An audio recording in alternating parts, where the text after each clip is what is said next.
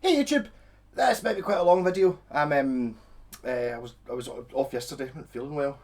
Like eating badly. I got a chicken pie. It was meant for 4 people, like in the sort of going out a date thing in the co-op up the road, and I ate the whole thing. And basically, I've not really recovered. It's like, so I basically don't eat. I think you need to eat vegetables and stuff. You can't just have like a chicken pie on its own and eat all of it. Not good for you. So that's why I've not been here. So I think I'm going to put the title as this one as what did I say it was going to be? A gig rig for a big note.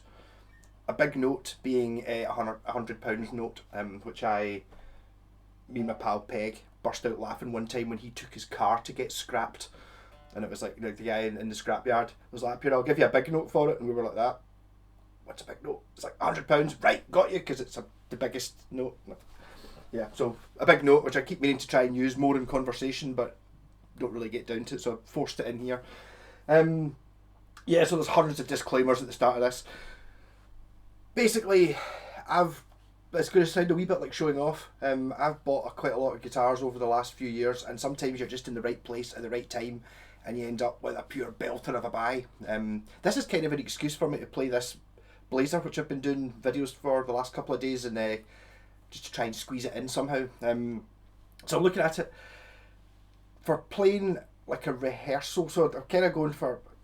I'm not really that into amps, really. I've got my Sovtech there, which is fantastic, which does fit into this. So I'll tell you that I bought that brand spanking new for 50 quid, like in Victor Morris in Glasgow, which is absolutely insane. I had no idea what it was.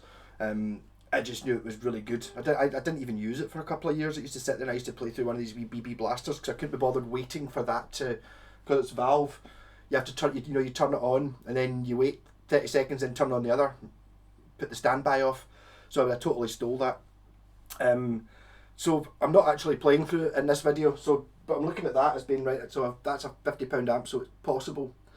If you look back a couple of weeks, I got a 4x12 cabinet free off Gumtree. It was really tatty condition, and all the speakers had been slashed, or like someone had put their foot through them. So basically, I got a free 4x12 cabinet, which I had to. It was pretty grotty. I had to clean it up, take the speakers out, and I just happened to have 12-inch speakers kicking about. But I tried to sell those 12-inch speakers on Facebook before for a tenner a pair, and nobody bought them. So I'm putting them at a maximum ceiling of being worth 20 quid. So that's 70 quid for the amp and a 4x12, which is easily enough to gig with. It's easily enough to, like, if you set up your own rehearsal studio. If you go into a rehearsal studio, they've normally got amps and stuff. Well, they have got amps and stuff, but that's, so you're talking, that's good enough to play along with a drum kit, no problem. Actually, to be totally honest, that wee Laney is big enough to play along with the drum kit. It's not loud enough to play along in my Black Sabbath band, but it is in a normal band, and that's without miking it up or anything like that. You can obviously mic these things up if you were gigging.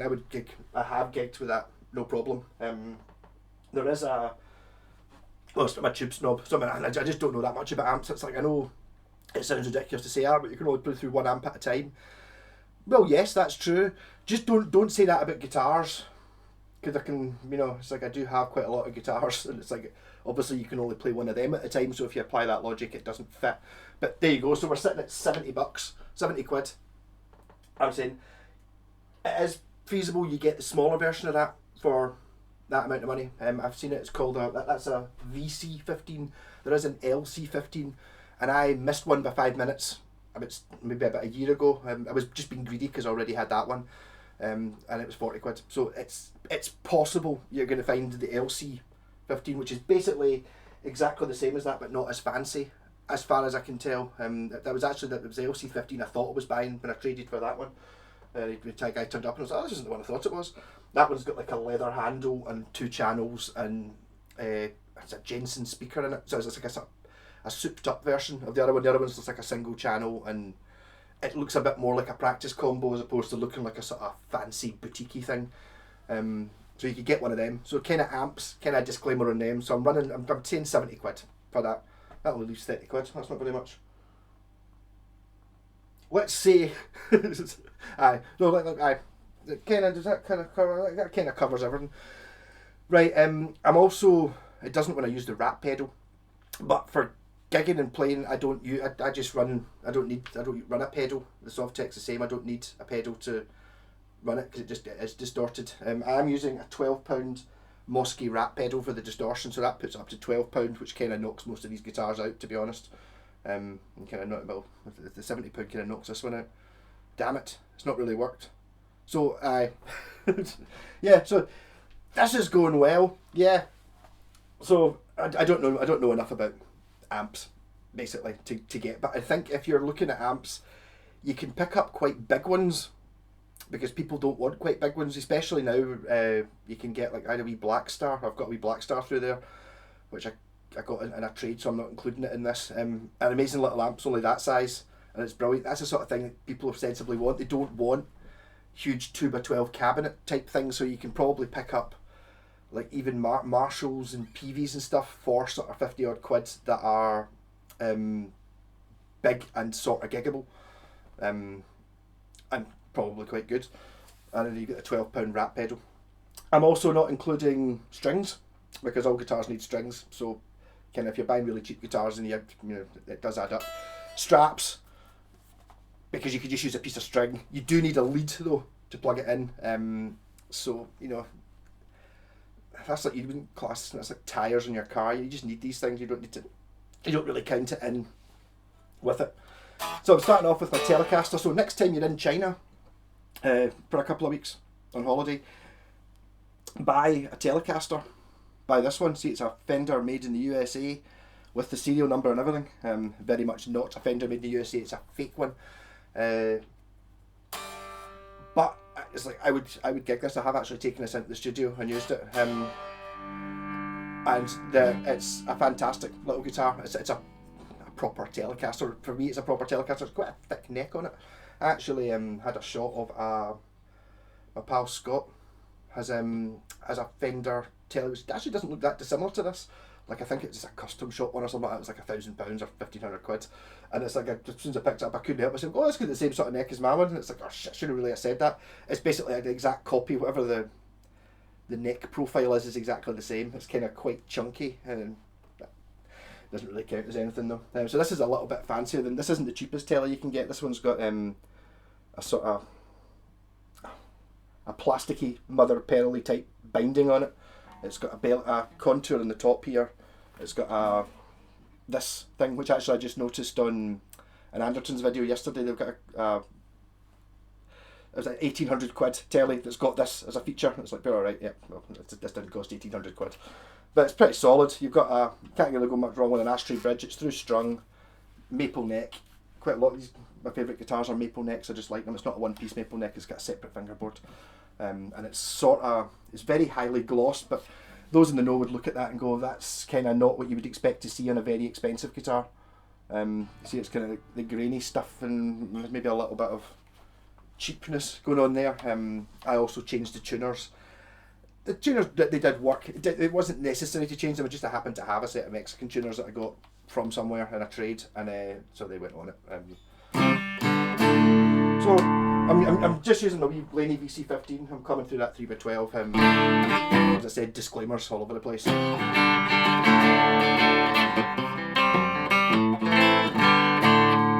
are basically just my favourite guitars that I got really cheap. As quite a racist thing to say that, you know, Scottish people are, they're dead stingy and skinflinty, which isn't true. It is true about me though. I am super miserly and don't like spending money on anything if I can avoid it. That's you know, I will buy jeans at the pound shop. They don't cost £1 though, annoyingly. They're about £6. But I mean, you know, stuff like that. I don't spend money on things I don't have to. Every penny is a prisoner. So bridge pickup.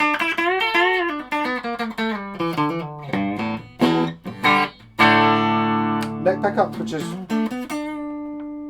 doesn't seem to be working. Just very quiet.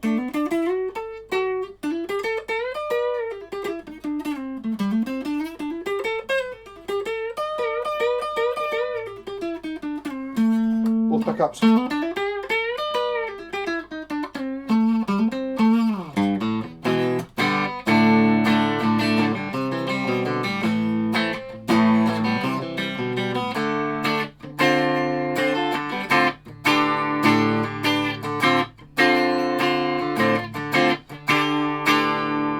So I think you can get this guitar directly on like your AliExpress and stuff like that, but it's very different when you can go. Because I was staying in China, I had the ability to buy this and send it back if it was rubbish.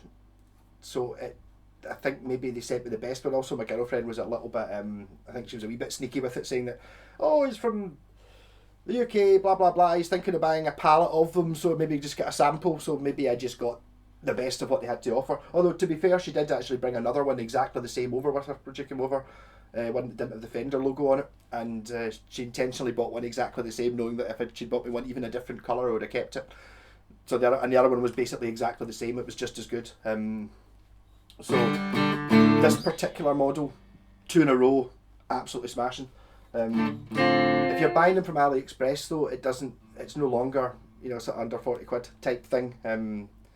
I shouldn't really be telling these things, but I mean, hey.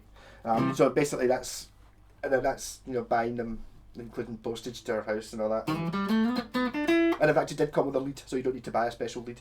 And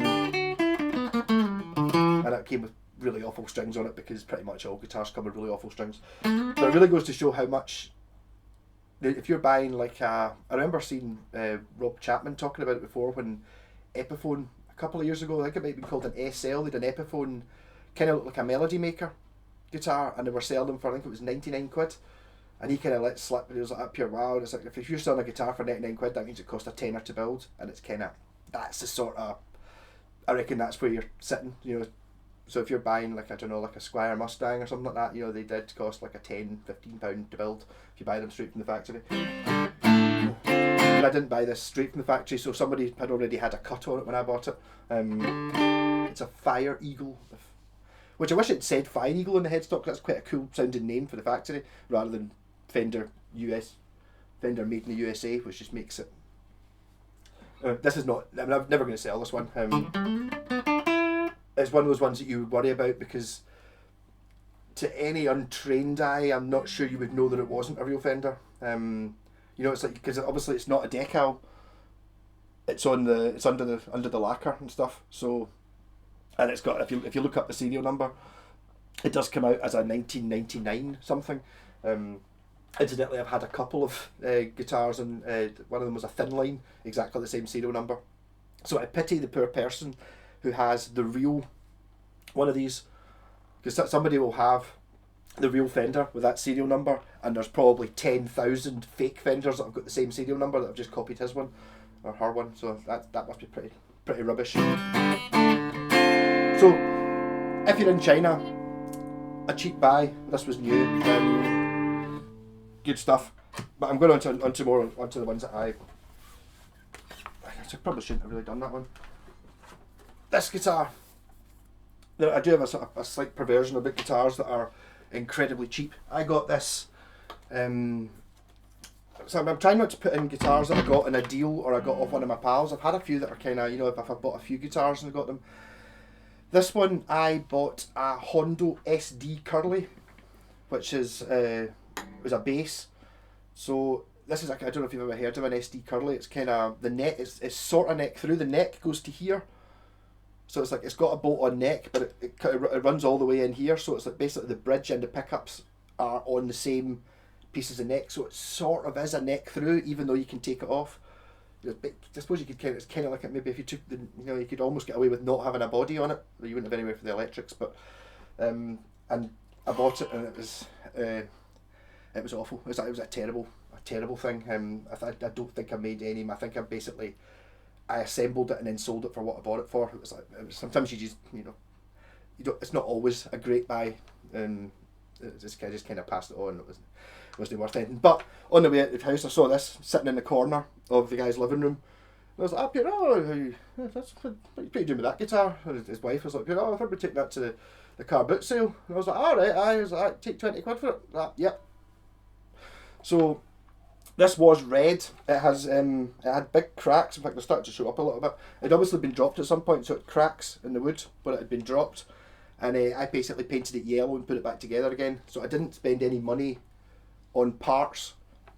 All I did, I'm not including paint in my 20 quid. You know, it's like, so I painted it yellow, and I put strings on it and I cleaned it up. So this is a Westone 1983 Concord H2 one-piece maple neck.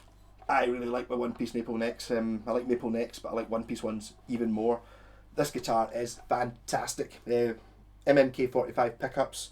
It's got a coil split switch and it's got a phase switch. And the phase switch is a weird phase switch. Normally a phase switch you have to have two pickups on for it to work. On this one it doesn't. It basically knocks the two coils of the bridge pickup out of phase with each other, so you can just be on the bridge pickup and then knock these two coils out of phase.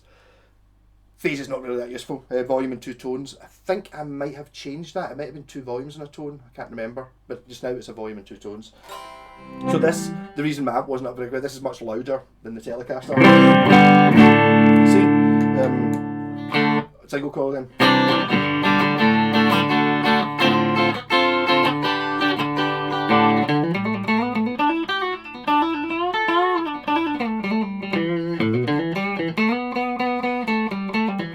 Think about it, I maybe actually even spent more on the strap than I did on the guitar. I've got a Beatles Yellow Submarine strap because it was yellow.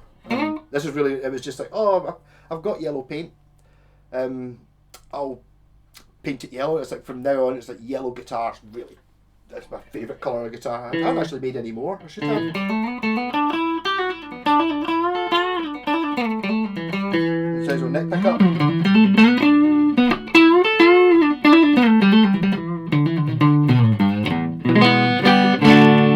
The strings on this are pretty old and the frets need polished.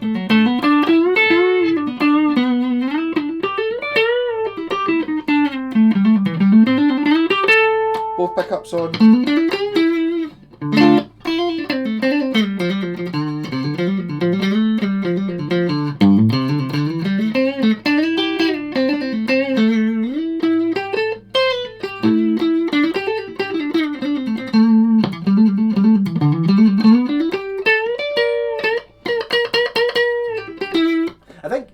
I don't know if it maybe just because I'm getting older, I'm getting more into single coils these days, and even when I've got like, well, humbuckers, it's got coil splits, kind of using the single coils an awful lot more. I'm playing clean an awful lot more than I ever used to. There's just something about this.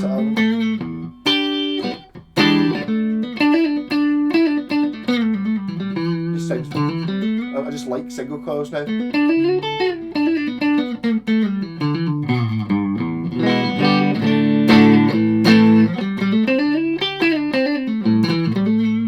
I would gig this with pride, absolutely no problem at all. I've said before that the best cheapest guitars you can buy are westones because they're sort of unfastenable. This is the best westone I've had. I do have more, well, you can't see it. I've got more expensive westones, but this one it's kind of like a thunder shape, and it's got like, but it's the Concord's a sort of Strat E1. The year before Concords weren't this shape. They were a slightly different shape, and these are kind of, they were moving things about. So in 1983 it looked like this. It's also available with single coils, but this one is just, it just seems to be a really, really basic guitar, but everything just brilliant, you know, having coil splits, having super power pickups, the phase thing, and the two knobs I don't really need. Incidentally, this has got switches because in 1983 Westone didn't yet have push-pull pots. When 1984 came about, they still had the Mad Electrics, but they were on push-pull pots. They didn't have them at this point. I can't remember whether I had to buy these knobs or not. It might not have had knobs on it, so that might have gone on. That might be a little more on top of the 20 quid I paid for it. And I did just have to ignore the cracks that were in the body. It's like when I tried, you know, sort of tried to push it and bend it, and the cracks weren't moving, so I just left them. A lot of the time the cracks don't affect the way the guitar plays in any way. They only affect its value. Because obviously you're not going to pay as much for one that's got big cracks in it as you are. Sometimes the cracks move and it's knackered, but on high quality guitars generally doesn't mean that. I think this guitar is all maple. It's quite heavy for what it is. Let's take a wee bit of a loop in with this one. And a bit use my 12-pound rat pedal. And in humbucker mode.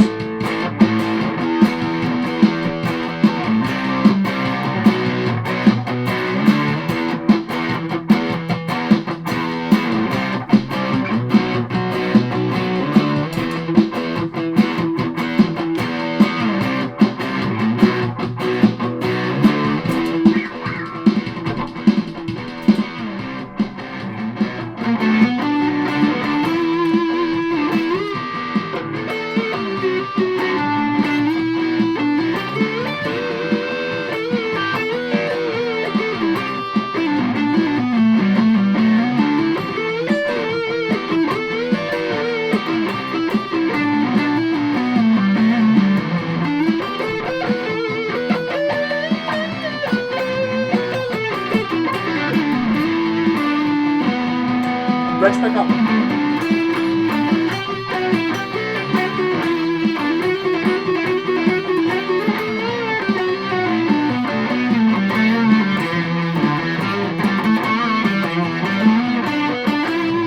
That's a single coil.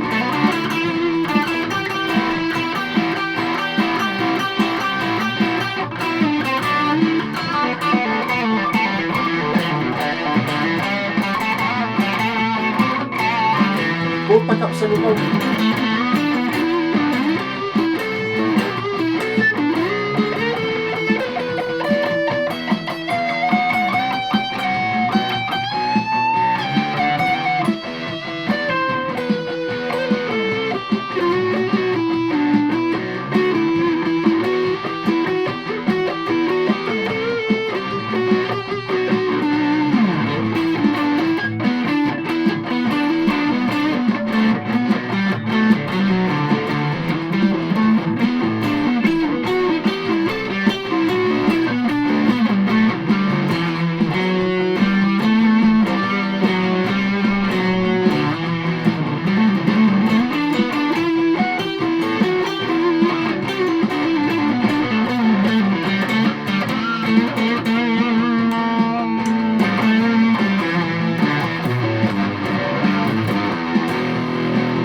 So I put it into, I'll do the phase thing. This is the phase on the bridge pickup.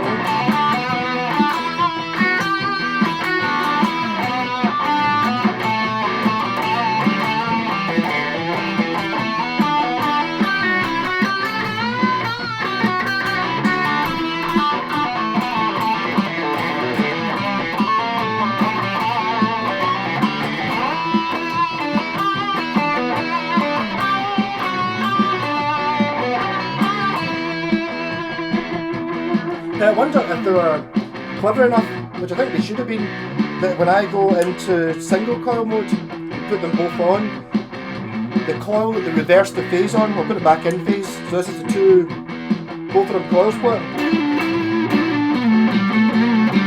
So I wonder if this phases the coil that's still active. That'd be clever if they'd done that, wouldn't it? They did.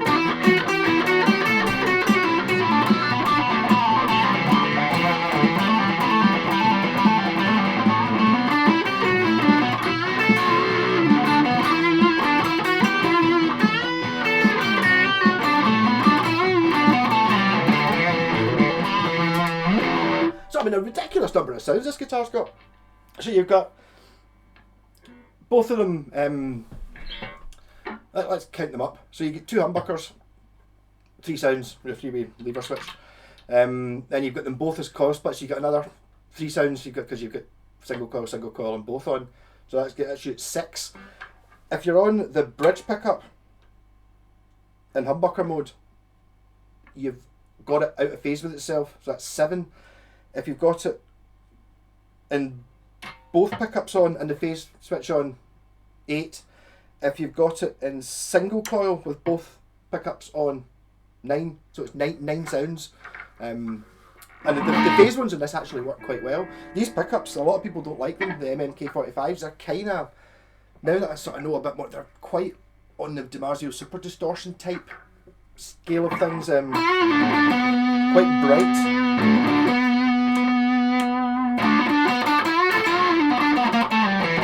Maybe I'll turn off the rat pedal, maybe hear it. You really hear how bright they are when they're phased.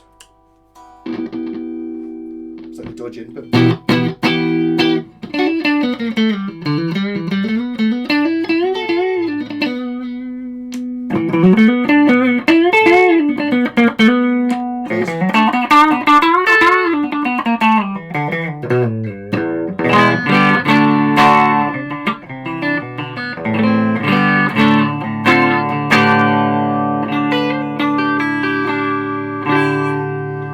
So that was my Westone Concord, one of my favourite guitars. These are ones that I'm never going to sell. They're just, they're so cheap and amazing. Obviously they're worth an awful lot more. I'm never going to sell it. If I was going to sell it, I would never sell it for what it was worth. I mean, this must be, if I hadn't done this video telling you I'd paid 20 quid for it, it must be a £250 guitar, something like that. Fantastic machine. So going on to basses, I didn't really have very many basses that I've kept that I got for a pure super bargain. This one, it's an Epiphone EBO, which I painted. Geezer Butler Black Sabbath style. This wasn't that long ago I got this. Epiphone EBOs are really shit. I'll just say that starting off. I played one for years in my first band. And at the time I bought an Avon Japanese one, which was significantly better but looked the same. And I never had the right bridge for it, and I did stupid things with that. It's sitting with 6 strings on it just now, and on my to-do list. And eventually I got a Gibson EBO, like a 1968, being my one proper vintage show-off bass, and it's amazing. The Epiphone one, for some reason, just doesn't. I think it's maybe mostly the pickup is really bad, and so I did some mods to this one. So if I put it to there, this is the original pickup. This is I'm now switched into playing through the bass amp, and this is definitely a sub £100 rig. I actually gig this and use it in the studio. So this is the original pickup in it. Actually, doesn't sound too bad, does it?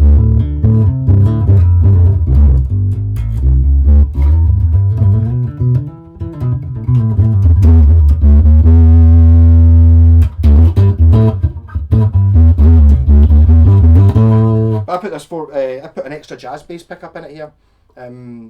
It's got a black box drawn round it because the pen I used to draw around where I was going to route the pickup in left a mark, so I had to paint it black to hide it, which actually ended up looking pretty good. So this is just like a jazz rail pickup. I mean, you pick these up for, I don't know, if you on second hand on eBay, I don't know, 5 or 10 or something like that. You can probably buy a new one for about a tenner. So that's the jazz bass pickup on its own. It's got an awful lot more punch to it. That's the EBO one on its own. A bit woolly. And then next is both of them on. Kind of best of both worlds. And then the last one is the two of them in series, which is the sound I use on this bass. It's just the best sound. Kind of got a bit of both. Still got some punch, but it's got all the bottom ends.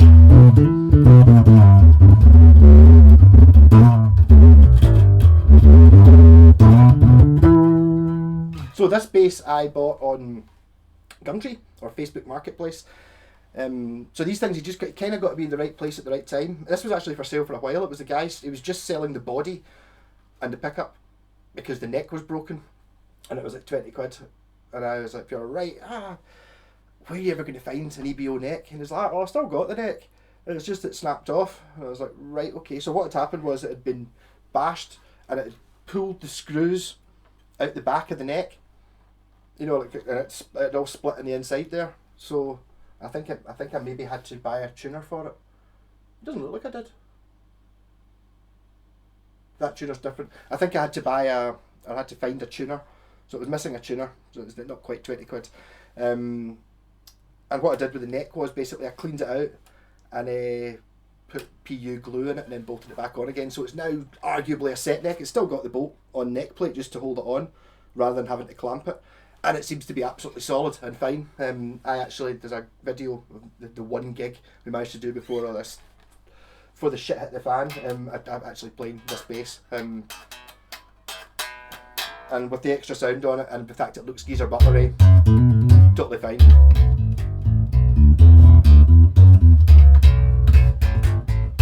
And that amp, this is what I was saying here earlier on about big amps being quite cheap. I made a mistake buying that. I saw a picture of it and thought, although it did say on it, 150 watt 15-inch speaker, I didn't expect it to be as big as that. It's a big monster.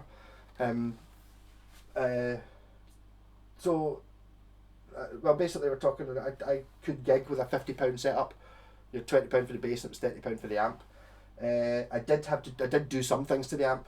I bought nice shiny knobs because the ones that were on it were, I think there was one was missing. So you can still turn it, so I didn't need to do that. I also put wheels on it, and I painted. But basically as it was, you could still have played it. And this, you could, if you're happy with just using the neck pickup, which is, it's alright, just not as good.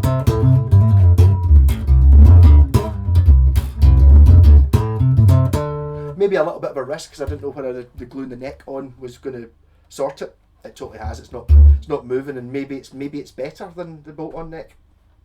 Don't know.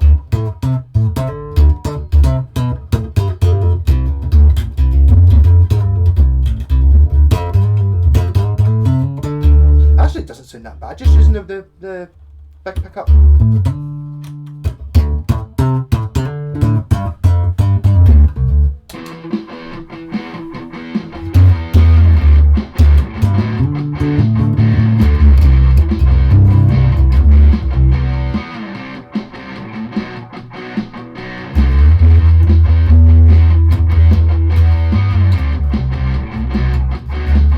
Remember the chords are playing.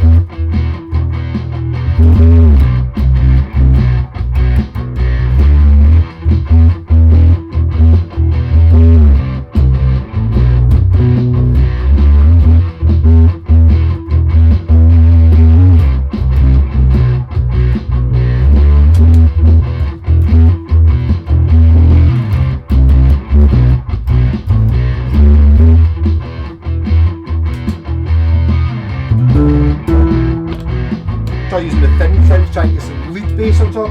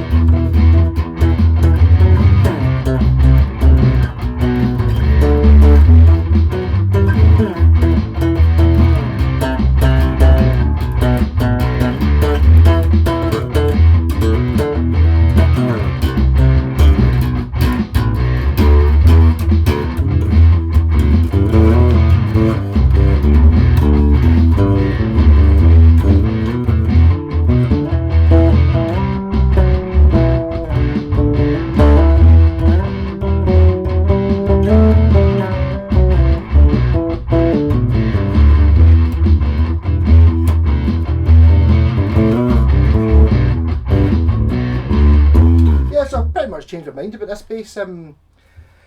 Maybe just because I struggled so long playing it. Actually, the guy Nick, bass player in Cranking House, the band I'm in playing guitar in, plays an epiphone. One of these, and as I actually said to him a couple of months ago now, I was like, maybe try and get a better bass. He's like, I really like that one. It's like, well, it does have its sting, I suppose. I always found it a bit difficult to because it's so mushy when you're playing in a band situation.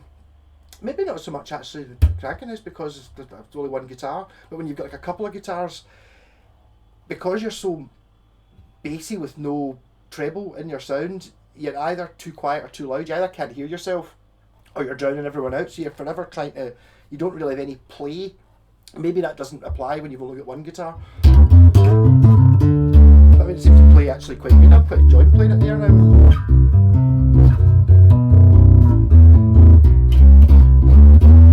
But I did this just because the bass would be worth nothing because the neck's been broken, and I fixed it. So I painted it up. It actually goes in the dark as well. I painted it up just because I was in the Sabbath band. I took it into the studio for a laugh and I actually quite enjoyed playing it. I thought it sounded alright. And then ended up playing the gig with it just for show's value. So it was quite a wee bit of a perverse thing in it, sitting there playing along with the other bands. They're sitting there with their thousands of pounds worth of gear and I'm playing a £20 bass. But, I hope it didn't sound like a £20 bass. yeah, so I've been a bit harsh on the Epiphone EBOs. Maybe they're not that bad.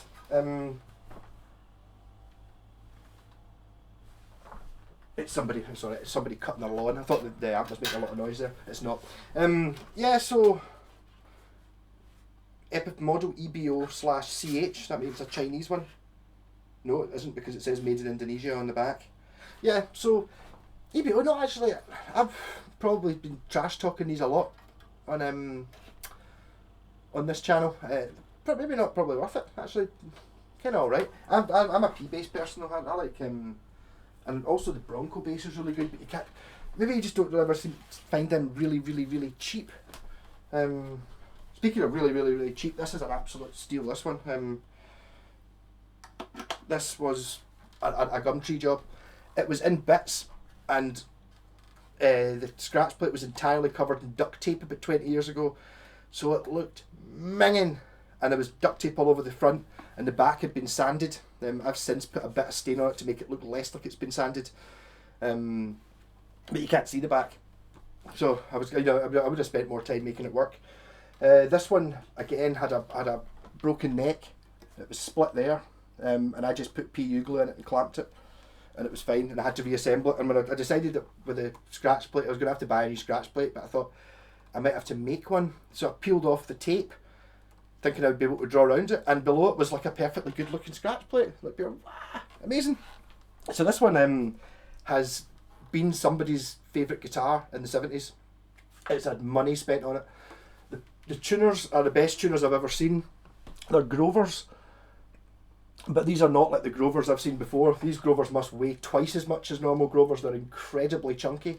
This is an Arbiter, by the way. So that's Dallas Arbiter is the shop. They're famous for making the first face they made down in London. So it's an imported Japanese thing. It is a bolt-on neck, and it's got the steel adjustable neck on it there. Made in Japan, which that pretty much means it's a matsumoku build. It's a pancake construction. You see there, it's two pieces of wood on top of each other. So I mean, it's pretty much as good as a Gibson V, I think. It is a bolt-on neck, but bolt-on neck's not the horror thing that a lot of people believe. I don't think it really makes any difference. It was certainly, you still get the fret access you can get right above the pickup. Never mind get to the end of the fretboard. It's absolutely no problem at all. It's also had its pickups changed. This is a Maxon, which you got in Ibanez guitars around about that time, so it's got the cool sort of box around it. And this one is a Gibson Dirty Fingers, a very rare Gibson Dirty Fingers. I put it into the internet somewhere. It's got a code in the back or something like that, and somebody knew exactly what it was. It only came in one guitar. It came in a 1975 Gibson Flying V that had gold hardware, and it's the only time they ever made it with gold pole pieces. So it's a pure mega rare pickup. Everything else I'm not really sure about how original it is, but basically it's been money spent on it. So I wanted a Flying V, so I picked this up and it fits into the gig rig for a big note thing. So this sounds pretty immense. We'll turn it on the amp. This is the Dirty Fingers in clean. Very high output pickup. This is the Maxon in the neck.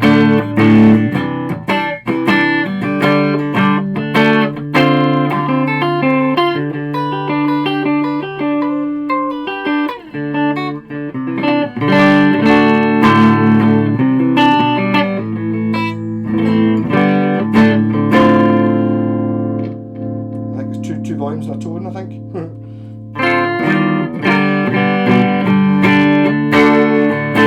This is the classic. Is it a 61 Flying V? If I was going to get one, this is the colour.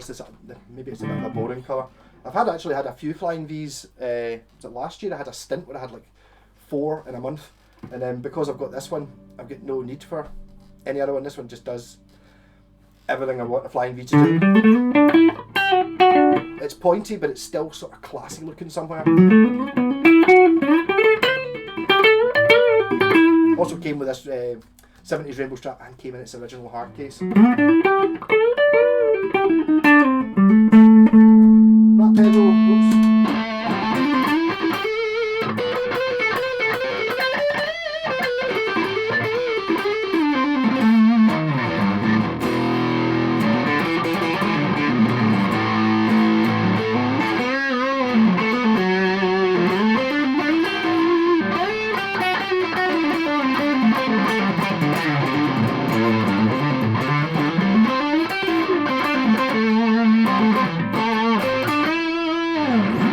So also in this one as well is this is not Kirk Hammett, what's the other guy's name again? James Hetfield. He played one of these. His was an Electra branded. His was painted white and had a Gibson truss rod cover on it, but it was this guitar, and he used it for the first few Metallica albums. I think he might even have brought. I seem to remember reading up about it. It was he got it redone, like refretted and sort of done up, and he used it on a recent album. I think he might even still play it live. This white Flying V, which was never a Gibson, it was an Electra. Electra being Matsumoku, this being Matsumoku. It's got the same headstock and it's basically the same guitar, apart from this one's got upgraded pickups in it. The neck on it feels like my 68 EBO, so I've got a feeling that this is very much what an original Flying V. It's a very much a copy, apart from its bolt-on neck, of what a Gibson one probably was like back then. And I'm guessing it's somewhere in the 70s. There's no serial number on it. There was one on eBay 6 months ago. I think it was like 600 quid. And it had a serial number. It basically looked identical, apart from all the damage with the original pickups, and it had a serial number below where it said made in Japan, whereas this one doesn't. But because the Japanese are just, it's really annoying when you're trying to find. Sometimes it's like West tones are good, like because if you look at the serial number on the back of a West tone from this era, it starts with a 3, 1983, easy. That doesn't work. Even the ones that have got serial numbers on it could be anything. They just seem to be a sort of random number. They're not so bad in the 80s. You can sort of tell with these Washburns tend to start with a sort of number. They start with like 79 or 81 or whatever. That one doesn't. That's just annoying enough. But that one does, and it's kind of. Yeah. So the Dirty Fingers pickup's a funny one. It's kind of the opposite of a DiMarzio, or the opposite of what you get in the Washburn Wings, where it's very, very dynamic, and if you make mistakes, it really shows up, those mistakes, so you have to be really careful and clean and play really well to get the best out of it. Whereas this thing, you can just do anything, and it never sounds absolutely amazing, but every note sounds the same, so you don't matter if you hit it hard or soft, or you can make mistakes, and it sort of covers up for you, so you can be pure ridiculous with it.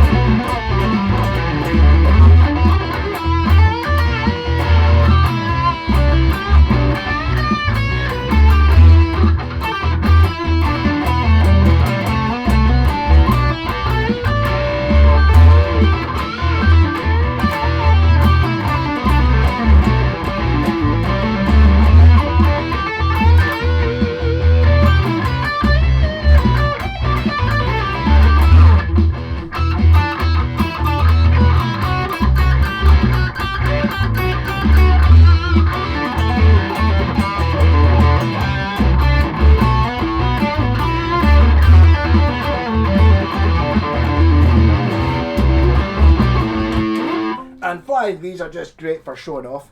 I can understand why some people don't like them. It's a bit silly, so I think you can do the Dave Davies thing and play it like this. But it's like having it, you kind of sling it low and you stick your leg in the middle of it and then you do some KK downing, you know.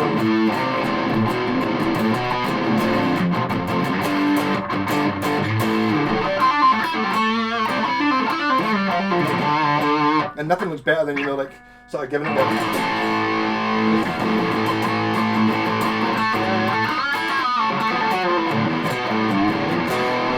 But yeah, so this is the best flying V I've ever played. I imagine this is what like a 60s one, a 60s Gibson feels like. I've played modern ones and they're not like this, and I've had a few Epiphone ones through, and they're not. It's a different league. Arbiter, again, like one of these Avon, Rose Morris, Shaftesbury, CSL. You know, these are guitars that were imported into the UK from Japan, and because this one's really good, it doesn't necessarily mean that the Les Paul that they had next to it in the shop at the time was any good, because it might have been a completely different factory, different spec, and a quarter of the price. So it's sort of like, are Arbiter guitars good? And it's like, well, this one is, and if you get this model of Flying V, yes it is, but I can't guarantee that the one you get from the year after or the year before, even though it might look the same, it might not be at all. You see a lot of there's one I keep seeing an Arbiter, sort of like an SG, but it's got single coils, and it looks like one of your Tesco type things. I don't know, maybe it is good. It doesn't look, it's not so much a copy, but this is just pretty much a copy. Apart from being bolt on neck, it's pretty much a dead on copy. Yeah, so that's a smashing guitar. I don't think I've actually taken this into the studio with Cranking House yet. I think I might though, just because it's pretty cool playing a Flying V, and it's like, it's such a show off the instrument. You'll love it. Right, so I'll get into the why I started, why I wanted to do this video, my new Ibanez Blazer, which I'm absolutely loving. I found out there's a couple of things I didn't mention in the last video. I want to mention this one. I kind of started talking about Ibanez started off their Roadster or Roadstar, I can never remember, series, sort of late 70s, and they were kind of sort of this shape, but not so stratty. They didn't have the bolt on maple neck and the three single coils. They were kind of more, I think they might be sort of not an entirely dissimilar shape, but more likely to have humbuckers and a tunomatic and, you know, like a Gibson-y neck type thing.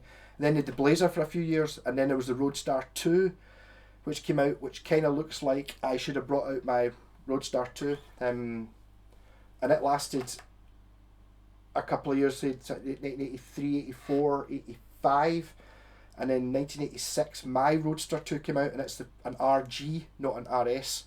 This is a BL for Blazer, then you get the RS, which is for Roadster, and then the RG came out, which is the one I've got, which is the RG stands for Roadster Guitar, and it's a kind of variation. It's got like it's got binding in the top, and it's got 24 frets, so it's a slightly different shape, but it's still got these sort of hooks on it. And it's the first Ibanez model that had an actual licensed Floyd Rose. Before that, they had their own version. They kind of fought off paying for the Floyd Rose license, so they had, I think it was called a Pro Rocker, which I've never actually played. I've seen them kicking about though. One of those things that if you look them up on forums and stuff, people complain because they've lost a piece of it, and it's not easy to get. You know, like if you like the screws that are missing, or if you've lost a saddle, it's dead hard to get those bits. Yeah, so the RG I've got, which I should have brought out for this video, it doesn't fit into my under £100 gig rig though, obviously. No, not obviously, but it doesn't. So it's an RG 530, the first RG, and it's Roadster shape. And then in 1987, Steve Vai came out with his Gem, and RGs then became Gem shaped, and they're still that shape. So that's kind of the evolution of an Ibanez RG is Ibanez Roadster, then the Blazer being the stratty one, and then the Roadster 2, which is still quite stratty. Some of them have binding on them. It's maybe a little bit less stratty, and I don't know if you maybe got some with scratch plates and some without scratch plates, and then it became the RG, and then once it got to the RG in 1987, still the same. They have been reissued a few times, Blazers, and they've reissued them a few times. Yeah, and also the other thing I meant to mention is if you look up these pickups in the Ibanez brochure, These are the most powerful pickups you can buy, including the aftermarket ones. So basically what they're saying is these are more powerful than DiMarzio's, because I think in 1981 that was kind of the only other type of pickup you could really buy was, oh, you're going to buy upgrade pickups, you get DiMarzio. I don't think there's really any other companies, or not any ones of note. So they're super, super high output for single coils. That was why I like the idea of it being tapped, to be honest. But, so as I said, doing this video so I get to play these. I keep losing my picks.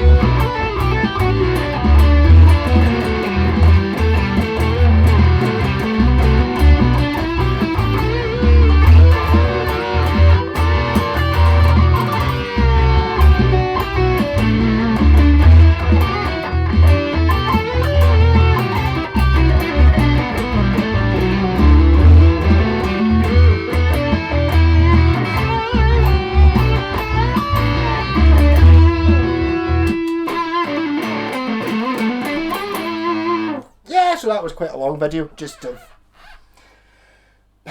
messing about. I just felt like talking, I suppose.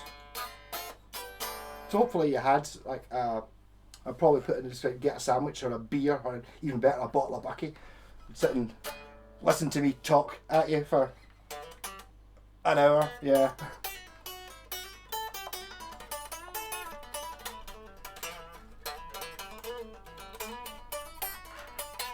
Yeah, so basically guitars are just awesome. I love them. These buys are out there. I have to say, it's like is it maybe 1 in 100? How many guitars I've gone through? 1, 2, 3, 4, 5. Okay, I don't think I've gone through 500 guitars. I've definitely gone through a couple of hundred, and they're there are bargains to be had sometimes if you're lucky, and you just basically just are a total vulture.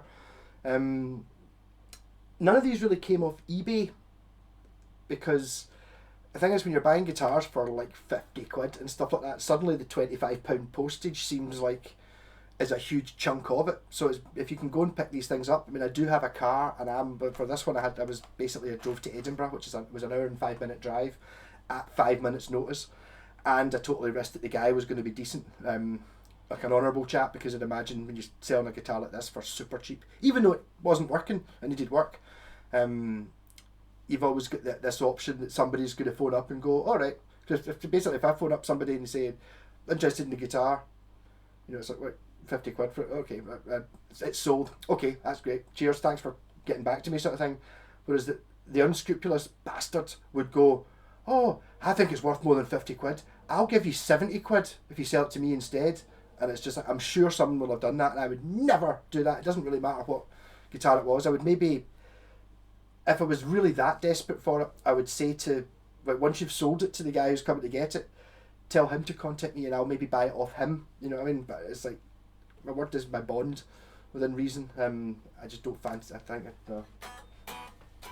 you got to keep the guitar karma up. If you try and rip folk off, things come back to bite you. And it's the same thing when I'm selling guitars. I mean, I've bought quite a few guitars, and you get it, and the person who's selling it knows that it's burst. They know there's things wrong with it. I can fix it or whatever, but they know fine well that, it's like they show you it and they're like, yeah, it's fine, and it's like they're very suspiciously, I'm only making sure they show you it on the neck pickup, and it's like you get it home and it's like, or I bought a bass actually, that would have been made, that would have made it onto this, but I sold it, a Washburn bass, and it was a lovely guy, and I think he wanted 50 quid for it, and he ended up selling it to me for a tenner, because he was like, yeah, there's something wrong with the electrics, it's a bit buzzy, it was working before, and then as soon as he said it's not working anymore, I was like, alright, okay. I was around buying another guitar off him at the time, and he's like, what do you want it for a tenner? And it was like, something quite fishy here, so I bought it. And it's like when I got back, it was like the wiring, there was no way this thing ever worked. He'd been in it himself, and what had happened was he'd put the jack socket on backwards at some point, so he was obviously getting horrendous buzzing whenever he's touching the bridge, because it's it's basically like touching the end of it's doing that because he's got the jack socket on backwards. So it's like you looked at it and the bridge, when you took the bridge off it, like the earth wires had been taped off and all this stuff, and you're just like, he was kind of at it, but he obviously felt a bit guilty about it, so gave it cheap. But a lot of the times you buy these things and whoever is selling it knows, and it's especially if it's somebody who's got lots of guitars. I mean, I can forgive somebody, when you're buying these cheapy ones, and it's like, I bought a kid this 3 years ago, they never really learnt it, I don't know anything about guitars, I think it's a Stratocaster type thing, that's understandable. When you go to someone's house like this, who've got guitars hanging on the wall and they give you a duffer, they know it's a duffer. So when you buy one off me, it's not going to be a duffer. Well, you saw me smash that one up a couple of weeks ago just because I didn't want it to ever come back to me, but also just out of the goodness of humanity, not having that guitar anyone get, even if I'd given it to somebody free, who's to say that it doesn't end up in the barras for a tenner, and somebody goes, oh, buys it and then gives it to some kid for Christmas, and it's like, oh, I've always wanted to play the guitar, and they're never going to let it play because it's absolute shite.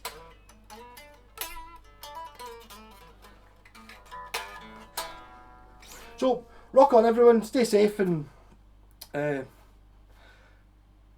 don't eat an entire 4-person chicken pie to yourself, and then go to sleep, and then just feel like absolute shit for 2 days. I've still not really recovered. I